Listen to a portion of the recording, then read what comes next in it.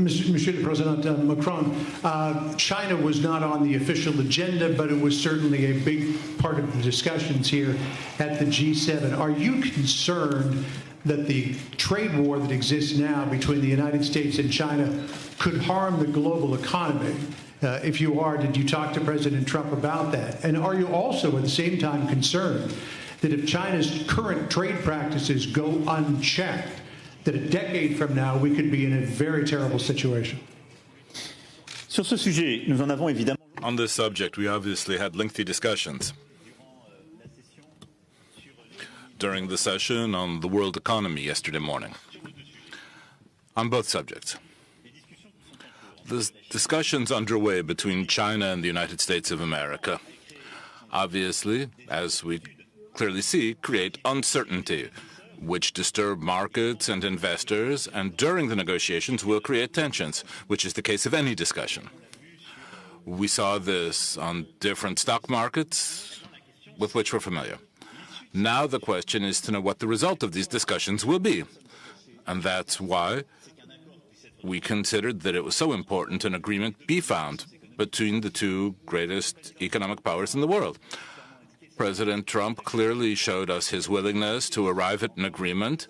We saw just a few hours ago the very positive and encouraging message that could be distilled from this. We see that things are moving. Our deep wish is for an agreement to be found between the United States and China concerning trade, because I think that would be something positive for everyone. Neither the United States nor China is economically or industrially naive.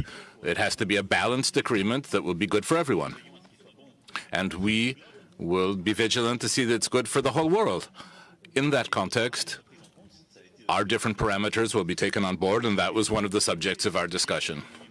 What's bad for the world economy is uncertainty, and the quicker an agreement is arrived at, the quicker that uncertainty will dissipate. That's what we discussed yesterday, and that's the American president's wish. In terms of trade practices, I said this earlier. For me, the most effective way forward and the most strategic way forward in settling our trade relations with China is to develop trade, but also to ensure that that trade is part of international trade rules. The problems we sometimes had, we're very familiar with this with the Chinese economy. It's a major economy where there's been lots of investment from the United States, European countries, Canada, and Japan. The problem is respecting intellectual property,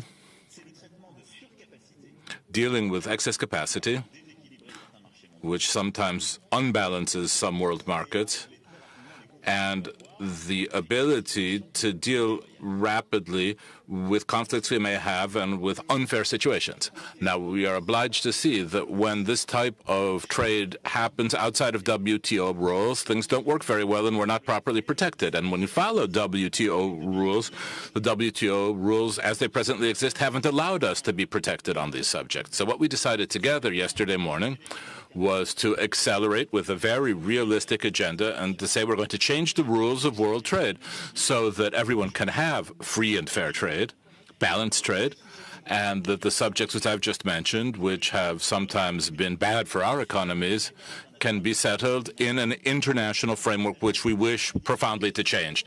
And we and our different ministers in the different contexts that we're putting forward are going to share these political goals.